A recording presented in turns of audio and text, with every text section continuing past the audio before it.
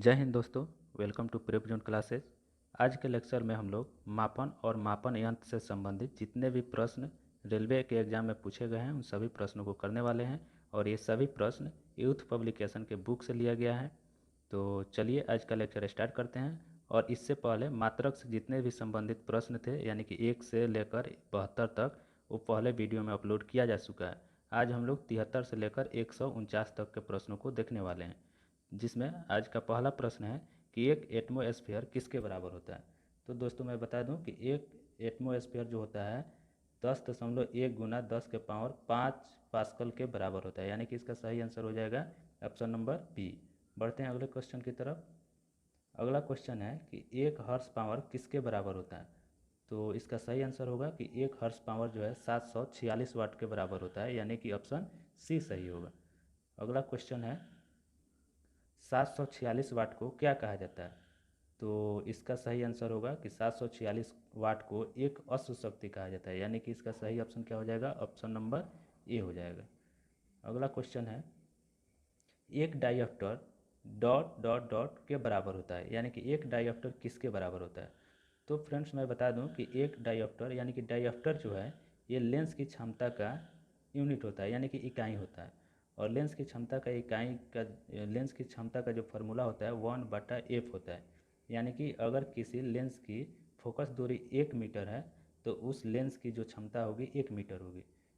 इसलिए एक डायोप्टर जो है 1 पर मीटर के बराबर होता है, यानी कि ऑप्शन नंबर क्या हो जाएगा, इसका सही आंसर हो जाएगा ऑप्शन नंबर बी। अगला क्वेश्चन है 1 मीटर किसके बराबर होता है। तो यहाँ पे ऑप्शन है कि 10 के पावर -6 माइक्रोन, 10 के पावर +6 माइक्रोन, 10 के पावर -3 माइक्रोन और 10 के पावर 3 माइक्रोन। तो इसका सही आंसर हो जाएगा 10 के पावर 6 माइक्रोन, यानी कि ऑप्शन नंबर क्या हो जाएगा, बी सही आंसर होगा। अगला क्वेश्चन है परमाणु त्रिज्या मापी जाती है।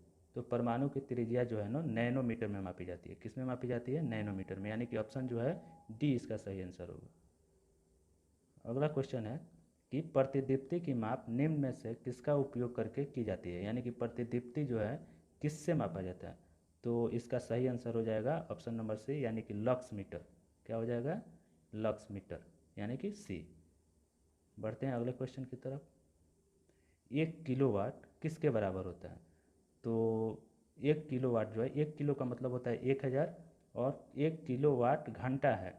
तो 1 किलो मतलब 1000 और घंटा 1 घंटा में 3600 सेकेंड होता है। तो 1000 गुना 3600 कीजिएगा तो इसका आंसर आ जाएगा 3.6 गुना 10 के पावर 6 जूल, यानी कि ऑप्शन नंबर सी सही होगा।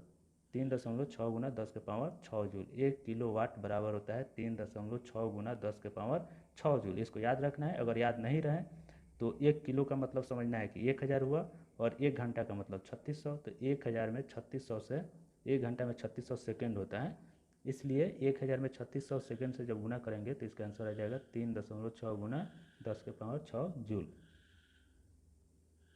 बढ़ते हैं अगले क्वेश्चन की तरफ। अगला क्वेश्चन है कि 1 किलोवाट ऊर्जा डैश डैश के बराबर होता है, यानी कि 1 किलोवाट घंटा वही चीज़ है।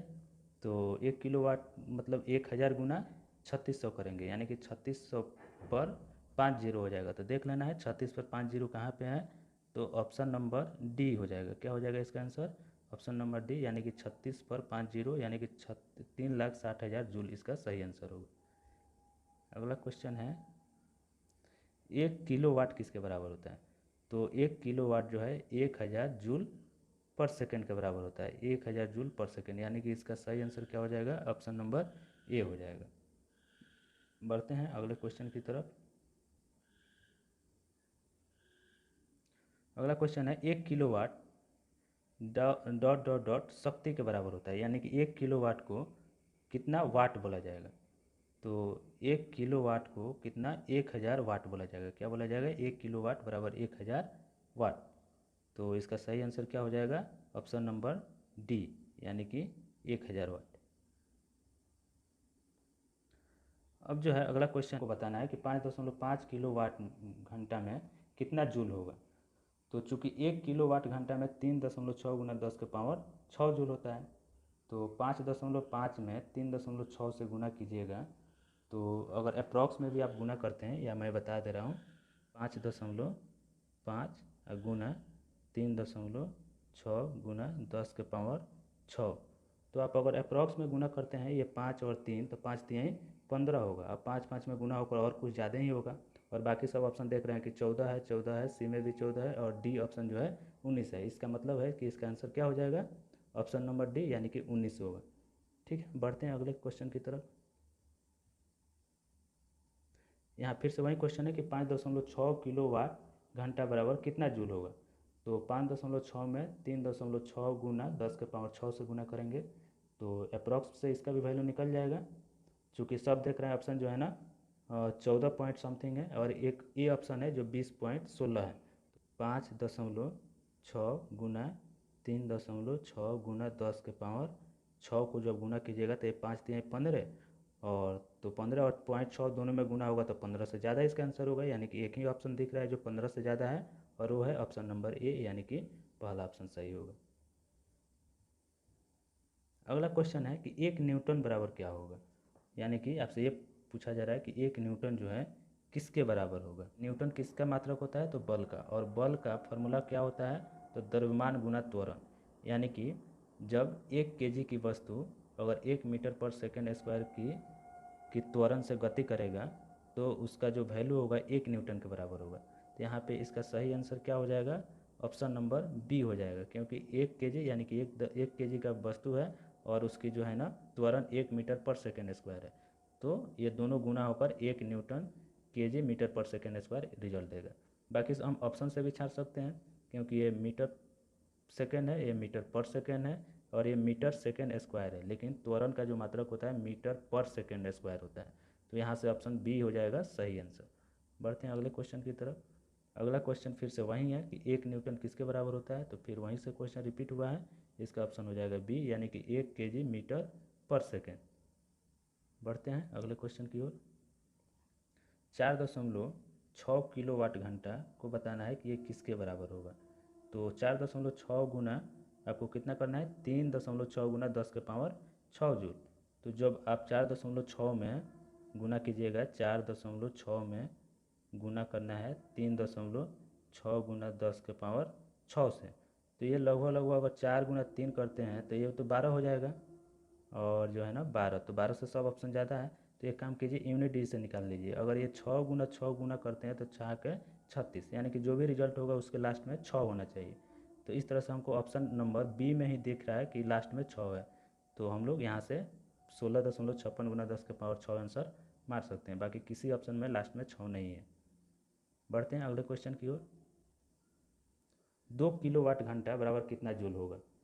तो 1 किलो वाट घंटा में 3.6 गुना 10 के पावर 6 जूल होता है। तो 2 किलो वाट घंटा में कितना होगा, तो 2 गुना कर देंगे कितना, 3.6, 2 गुना कितना करेंगे, 2 गुना 3.6 गुना 10 के पावर 6, तो ये 36 दूना 72, यानी कि 7.2 गुना 10 के पावर 6 आंसर हो जाएगा। तो इसका सही आंसर क्या हो जाएगा, बी, 7.2 गुना 10 के पावर 6 जूल। अगला क्वेश्चन है कि 4.2 किलो वाट घंटा किसके बराबर होगा। फिर से वही क्वेश्चन, तो 4.2 गुना 3.6 करेंगे, तो देख लेते हैं यूनिट डिजिट की सहायता से। 4.2 गुना 3.6 करेंगे, तो 6 और 2 को गुना करेंगे तो 12, यानी कि लास्ट में 2 आना चाहिए, और 2 एक ही ऑप्शन में है, वो ऑप्शन बी में है, यानी कि सही आंसर बी हो जाएगा। अगला क्वेश्चन है प्रकाश वर्ष द्वारा किसे मापा जाता है। तो प्रकाश वर्ष दूरी का मात्रक है, यानी कि प्रकाश वर्ष द्वारा दूरी को मापा जाता है। 1 नैनोमीटर किसके बराबर होता है। तो इसका सही आंसर हो जाएगा कि 1 नैनोमीटर जो है 1/10 के पावर 9 मीटर होगा। क्या होगा, 1 नैनोमीटर बराबर 1/10 के पावर 9 मीटर, या 10 के पावर क्या हो जाएगा, 10 के पावर -9 मीटर। बढ़ते हैं अगले क्वेश्चन की तरफ। 1 कूलम बटा 1 सेकेंड किसके बराबर होगा। तो इसका सही आंसर हो जाएगा ऑप्शन नंबर बी, यानी कि 1 एम्पियर। क्या हो जाएगा, 1 एम्पियर हो जाएगा। अगला क्वेश्चन है 1 पिकोमीटर किसके बराबर होगा। तो 1 पिकोमीटर जो है 10⁻⁻12 मीटर के बराबर होता है। 1 पिकोमीटर बराबर 10⁻⁻12, यानी कि ऑप्शन नंबर सी हो जाएगा सही आंसर। 1 जूल किसके बराबर होता है? जूल किसका है यूनिट? तो कार्य का। कार्य बराबर क्या होता है? तो बल गुना विस्थापन। बल का मात्रक होता है न्यूटन और विस्थापन का मात्रक होता है मीटर। तो देख लीजिए न्यूटन और मीटर किस में है? 1 न्यूटन गुना 1 मीटर। ऑप्शन नंबर ए में दिख रहा है। तो इसका सही आंसर क्या हो जाएगा? 1 न्यूटन गुना 1 मीटर बराबर 1 जूल होता है। अगला क्वेश्चन है, एक विशेष घर में 5 दिनों में 100 इकाइयों की खपत है। यदि ऊर्जा को जूल में परिवर्तित किया जाए तो यह कितनी होगी? तो ये न्यूमेरिकल है, इसको बनाना है। तो क्वेश्चन का कहने का मतलब है कि 5 दिनों में जो है 100 इकाई यानी कि 100 यूनिट ऊर्जा की खपत होती है। और हम लोग को मालूम है कि 1 यूनिट ऊर्जा बराबर होता है 3.6 गुना 10 के पावर 3.6 गुना 10 के पावर 6 होता है। तो ये 1 यूनिट का वैल्यू हो गया 3.6 गुना 10 के पावर 6। तो 100 यूनिट का क्या होगा? तो 100 से गुना करेंगे तो कितना हो जाएगा? 3.6, पावर जो है 2 बढ़ जाएगा तो 3.6 गुना 10 के पावर 8 जूल हो जाएगा। यानी कि इसका सही आंसर क्या हो जाएगा? Option number D. अगला जो है, अब यहाँ से हम लोग का शुरू होता है मापक यंत्र यानी कि मेजरिंग जो है इंस्ट्रूमेंट से संबंधित प्रश्न। तो यहाँ पे पहला क्वेश्चन क्या है कि हाइग्रोमीटर से क्या मापा जाता है? तो हाइग्रोमीटर से जो है ना आर्द्रता मापी जाती है। क्या मापी जाती है? आर्द्रता। अगला क्वेश्चन है, कौन सा यंत्र समुद्र के स्तर से ऊपर की वस्तुओं को देखने के लिए पनडुब्बी में प्रयोग किया जाता है? तो इसका सही आंसर हो जाएगा आपका ऑप्शन नंबर सी, यानी कि पेरिस्कोप। क्या हो जाएगा? पेरिस्कोप। पेरिस्कोप जो है ऊपर की वस्तुओं को देखने के लिए पनडुब्बी में प्रयोग किया जाता है। अगर ऊपर की कोई वस्तु देखनी हो तो उसे हम लोग पेरिस्कोप की सहायता से देख सकते हैं, यानी कि ऑप्शन नंबर सी सही होगा। अगला क्वेश्चन है कि वायुमंडलीय दबाव को मापने के लिए किस उपकरण का प्रयोग किया जाता है? तो वायुमंडलीय दाब को मापने के लिए बैरोमीटर का प्रयोग किया जाता है। किसका प्रयोग किया जाता है? बैरोमीटर का। अगला क्वेश्चन है कि निम्न में से किस उपकरण का उपयोग वायुमंडलीय दाब को मापने के लिए किया जाता है? फिर क्वेश्चन रिपीट हुआ है, वायुमंडलीय दाब को मापने के लिए बैरोमीटर, यानी कि ऑप्शन नंबर डी हो जाएगा। अगला क्वेश्चन है कि सूर्य को देखने के लिए किस यंत्र का प्रयोग किया जाता है? तो हेलियोस्कोप का प्रयोग किया जाता है, यानी कि ऑप्शन सी हो जाएगा। क्या हो जाएगा आंसर? Option C, हेलियोस्कोप। हेलियोस्कोप की मदद से जो है सूर्य को देखा जा सकता है। विभवांतर को मापने के लिए किस उपकरण का प्रयोग किया जाता है? तो विभवांतर को मापने के लिए जो है वोल्ट मीटर, यानी कि ऑप्शन नंबर डी होगा इसका सही आंसर। वोल्ट मीटर से विभवांतर को मापा जाता है। अगला क्वेश्चन है, विभवांतर को मापने के लिए डैश उपकरण का प्रयोग किया जाता है। तो वही क्वेश्चन, यानी कि वोल्ट मीटर। क्या हो जाएगा? आंसर नंबर डी हो जाएगा। अगला क्वेश्चन है कि सर्किट में बिजली के प्रवाह का पता लगाने हेतु निम्नलिखित में से किस उपकरण का प्रयोग किया जाता है? तो सर्किट में अगर बिजली के प्रवाह का पता लगाना है तो उसके लिए हम लोग को गैल्वेनोमीटर का प्रयोग करना पड़ेगा। किसका करना पड़ेगा? गैल्वेनोमीटर, यानी कि ऑप्शन क्या हो जाएगा? ये सही आंसर होगा। अगला क्वेश्चन है कि एक शाफ्ट की आवर्तन गति को निर्धारित करने के लिए डैश का इस्तेमाल किया जाता है। तो शाफ्ट की आवर्तन गति यानी कि घूर्णी गति को अगर पता करना हो तो इसके लिए हम लोग को कौन सा उपकरण का प्रयोग करना होगा? तो इसके लिए हम लोग को टैकोमीटर का प्रयोग करना होगा, यानी कि ऑप्शन नंबर क्या हो जाएगा? बी। टैकोमीटर की सहायता से हम लोग शाफ्ट की आवर्तन गति को निर्धारित कर सकते हैं, यानी कि पता लगा सकते हैं। अगला क्वेश्चन है कि विभव मापी मूलतः एक क्या है? मानक उपकरण है, संयोजन उपकरण है, अंशांकन उपकरण है, या संकेतन उपकरण है? सही आंसर आपको बताना है। तो विभव मापी जो है ना एक मापन उपकरण है। क्या है? एक मापन उपकरण है जिससे क्या मापा जाता है? वोल्ट को मापा जाता है। अगला क्वेश्चन है, इनमें से किस उपकरण से विद्युत धारा मापा जाता है? तो विद्युत धारा मापने के लिए किसका प्रयोग किया जाता है? तो इसका सही आंसर होगा एमीटर, यानी कि ऑप्शन नंबर बी। एमीटर को ऑप्शन ए में है को परिपथ में श्रेणी में संयोजित किया जाता है। ऑप्शन बी में निम्न वैद्युत प्रतिरोध होना चाहिए। ऑप्शन सी है कि कम विद्युत खींचता है, और ऑप्शन डी उपरोक्त सभी। तो इसका सही आंसर होगा उपरोक्त सभी, यानी कि इसको श्रेणी में भी जोड़ा जाता है, निम्न वैद्युत प्रतिरोध भी होना चाहिए, और कम विद्युत खींचता है, यानी कि तीनों ऑप्शन सही है। तो इसका सही आंसर हो गया इनमें से सभी, ऑप्शन डी हो जाएगा। किसको मापने के लिए स्टैग्लोमीटर का प्रयोग किया जाता है? तो ये बताना है, क्वेश्चन है कि स्टैग्लोमीटर का प्रयोग किस चीज़ को मापने में किया जाता है? तो इसका सही आंसर क्या हो जाएगा? पृष्ठ तनाव, यानी कि ऑप्शन नंबर बी हो जाएगा। बढ़ते हैं अगले क्वेश्चन की तरफ। ओडोमीटर एक ऐसा उपकरण है जो गाड़ियों में डैश मापने के लिए प्रयोग किया जाता है। तो ओडोमीटर से क्या मापा जाता है? तो गाड़ी की जो है ना दूरी मापी जाती है, यानी कि ऑप्शन नंबर क्या हो जाएगा? बी हो जाएगा। अगला क्वेश्चन है, निम्न में से कौन सा प्रवाही मापन उपकरण एक क्षेत्र मीटर है, यानी कि एरिया मीटर है? तो इसका सही आंसर क्या हो जाएगा? सी, यानी कि पिटॉट ट्यूब। क्या हो जाएगा? पिटॉट ट्यूब हो जाएगा।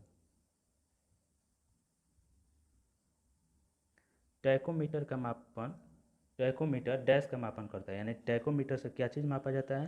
तो गति पालक चक्र, यानी कि फ्लाई व्हील की घूर्णन गति, आवर्तन गति को टैकोमीटर से मापा जाता है, यानी कि इसका सही आंसर क्या हो जाएगा?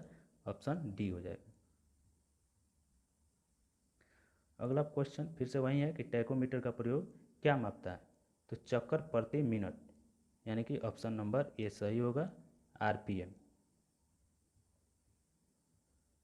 मल्टीमीटर में होता है, ये बताना है आपको कि मल्टीमीटर में होता है, क्या होता है? करेंट और ओम मीटर, वोल्ट मीटर और ओम मीटर, वोल्ट मीटर और current meter, voltmeter, current meter और ओम मीटर। तो इसका सही आंसर हो जाएगा ऑप्शन नंबर डी, यानी कि मल्टीमीटर में तीनों होता है, वोल्ट मीटर, करेंट मीटर और ओम मीटर।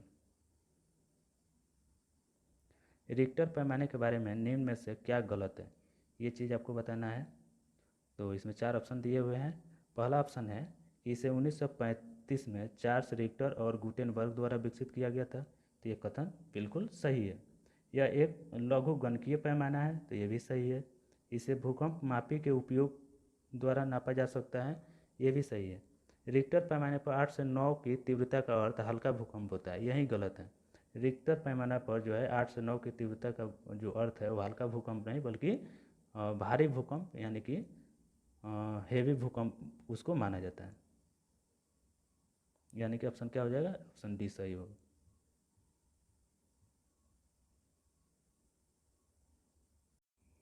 तो अगला क्वेश्चन है कि तरल पदार्थ के घनत्व को मापने के लिए किसका प्रयोग किया जाता है? ऑप्शन है आर्द्र तापमापी, हाइड्रोमीटर, हिप्सोमीटर, फैदोमीटर। इसका सही आंसर हो जाएगा ऑप्शन बी, यानी कि हाइड्रोमीटर। हाइड्रोमीटर की सहायता से तरल घनत्व को मापा जाता है। अगला क्वेश्चन है कि पानी के अंदर की वस्तुओं का पता लगाने के लिए किस यंत्र का प्रयोग किया जाता है? ऑप्शन में है लेजर, रडार, सोनार और स्क्यूबा। तो इसका सही आंसर क्या हो जाएगा दोस्तों? इसका सही आंसर है सोनार, यानी कि सोनार की सहायता से जो है पानी के अंदर की वस्तुओं का पता लगाया जाता है। अगला क्वेश्चन है, जहाज़ों में क्या मापने के लिए ई लोकेशन का उपयोग किया जाता है? सॉरी, इको लोकेशन का प्रयोग किया जाता है। तो इको लोकेशन की सहायता से क्या मापा जाता है? ऑप्शन है प्रकाश की गहराई, मछलियों की सघनता, पानी की गहराई, समुद्री वनस्पति की सघनता। तो सही ऑप्शन इसका क्या हो जाएगा? ऑप्शन नंबर सी, यानी कि पानी की गहराई को मापा जाता है इको लोकेशन की सहायता से। इको लोकेशन की सहायता से पानी की गहराई मापी जाती है, इस चीज़ को याद रखनी है। अगला क्वेश्चन है, दूध के घनत्व को निर्धारित करने के लिए कौन सा उपकरण उपयोगित है?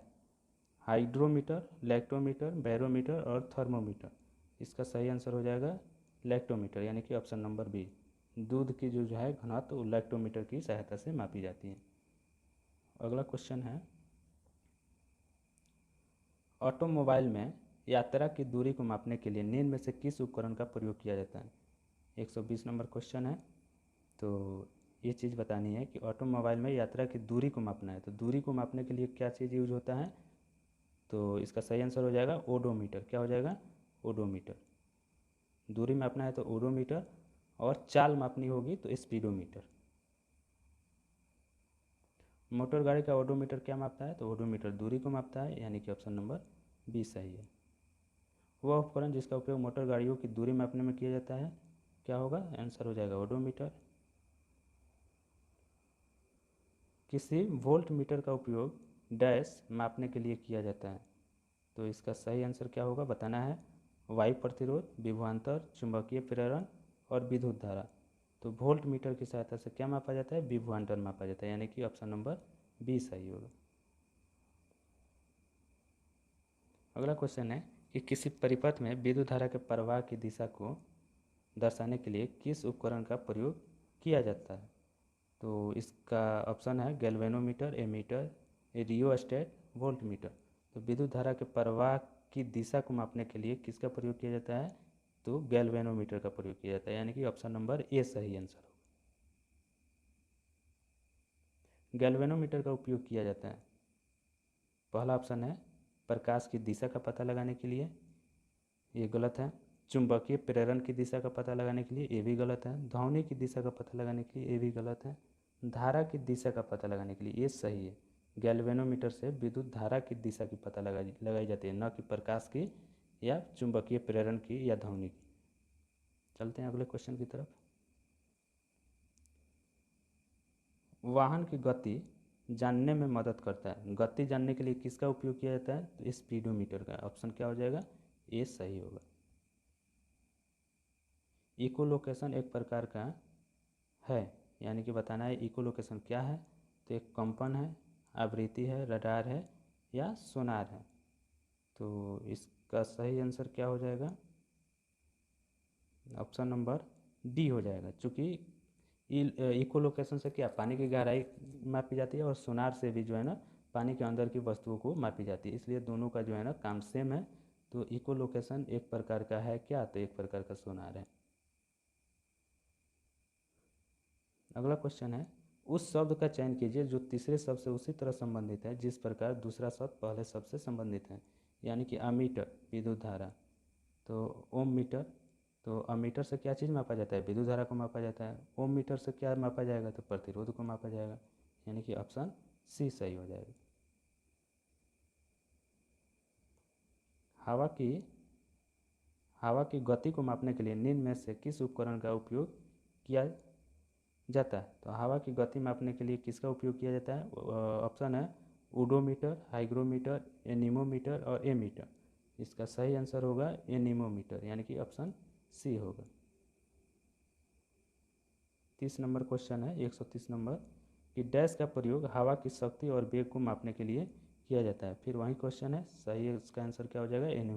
एनीमोमीटर उपकरण का प्रयोग डैश को मापने में किया जाता है। तो एनीमोमीटर की सहायता से क्या मापी जाती है? बादल की ऊंचाई, वायु की गति, वायु दाब और पानी की गुणवत्ता।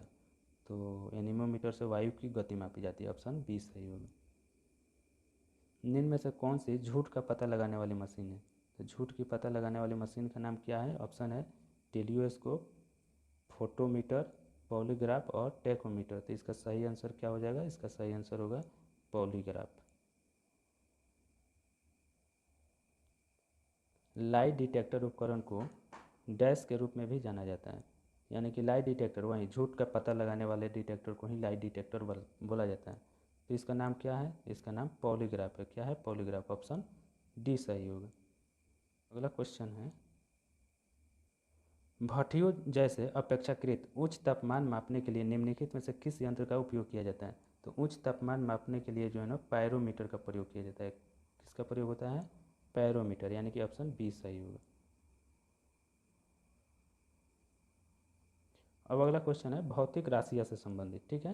तो इसमें यह बताना है कि कौन सी राशि सदिश है, अदिश है, इस टाइप के इसमें क्वेश्चन मिलेंगे। तो चलिए अगला क्वेश्चन हम लोग पढ़ते हैं कि निम्न में से कौन सी अदिश राशि, आपको ये बताना है कि अदिश राशि कौन सी है।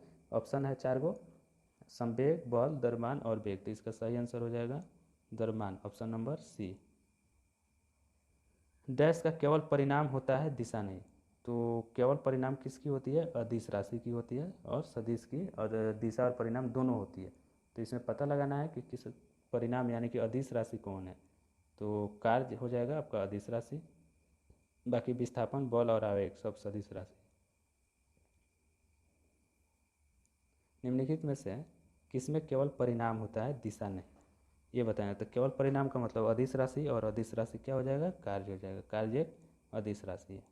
इनमें से कौन सी राशि सदिश नहीं है, ये बताना है कि सदिश नहीं है, यानी कि अदिश है।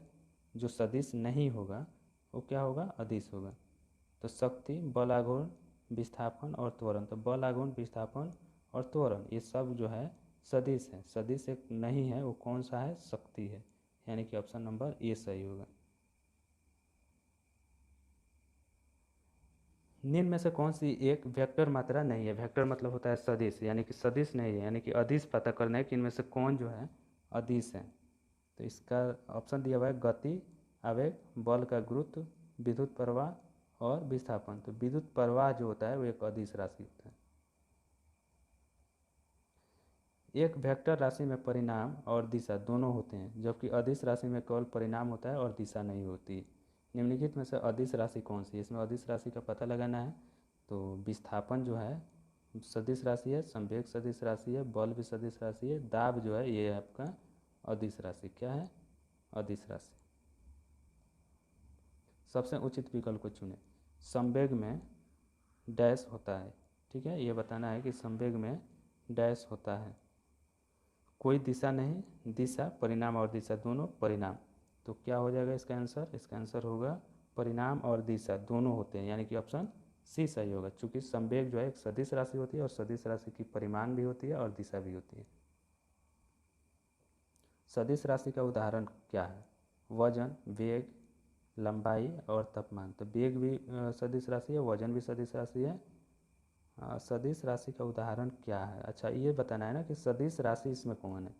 तो वजन सदिश राशि नहीं है, तापमान सदिश राशि नहीं है, लंबाई नहीं है, सिर्फ एक वेग जो है यही सदिश राशि है। ऑप्शन सी सही होगा। एक सदिश राशि में परिणाम और दिशा दोनों होते हैं, जबकि अदिश राशि में केवल परिणाम होता है और दिशा नहीं। निम्नलिखित में से कौन एक सदिश राशि है? तो चुनना है कि इसमें सदिश राशि कौन है। तो कार्य एक अदिश राशि है, गति भी अदिश राशि है, ऊर्जा भी अदिश राशि है, विस्थापन एक सदिश राशि है, यानी कि ऑप्शन सी सही हो जाएगा। निम्न में से कौन सी एक वेक्टर मात्रा है? वेक्टर मतलब सदिश राशि है जिसमें परिणाम और दिशा दोनों होते हो। तो कौन सा राशि हो जाएगा? वेग हो जाएगा। वेग में परिणाम और दिशा दोनों होते हैं। निम्नलिखित में से किस जोड़े की दिशा हमेशा एक समान होगी? ये बतानी है कि कौन सा जोड़ा है जिसका दिशा जो है हमेशा एक समान होगा। तो इसका सही आंसर हो जाएगा बल और त्वरण। बल और त्वरण।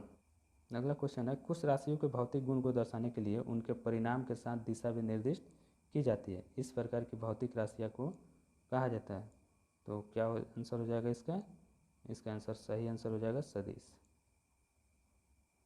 निम्न में से किस में दिशा और परिणाम दोनों होते हैं? किस में होते हैं? तो जो सदिश होगा, सदिश पता कर लेना है। सदिश कौन है? संवेग सदिश है। निम्न में से डैश अदिश राशि नहीं है, पता करना है इसमें कौन अदिश नहीं है। तो अदिश नहीं है इसका मतलब कौन सदिश है? तो बल जो है ना एक सदिश राशि, यानी कि ऑप्शन सी सही हो जाएगा। कार्य दिया हुआ है कि कार्य जो है डैश है। अब इसमें बताना है, चार ऑप्शन दिया हुआ है कि कार्य में कोई दिशा नहीं होती, केवल परिणाम होता है। दिशा और परिणाम दोनों ही नहीं होते, दिशा और परिणाम दोनों होते हैं, केवल दिशा होती है, परिणाम नहीं। तो इसका सही आंसर होगा कि कोई दिशा नहीं होती, केवल परिणाम होता है। कार्य में क्या होता है? केवल परिणाम होता है, क्योंकि कार्य एक अदिश राशि है। तो इस तरह से 73 से लेकर 149 तक के क्वेश्चन हम लोग कर लिए। इसके अगले लेक्चर में हम लोग यांत्रिकी से संबंधित जो है क्वेश्चन करेंगे, फिजिक्स का। तो आज के लिए बस इतना ही। अगर ये वीडियो आप लोग को हेल्पफुल लगा हो तो इस चैनल को सब्सक्राइब करके और वीडियो को लाइक कर दीजिए। मिलते हैं फिर से अगले वीडियो में अगले टॉपिक के साथ। तब तक के लिए जय हिंद,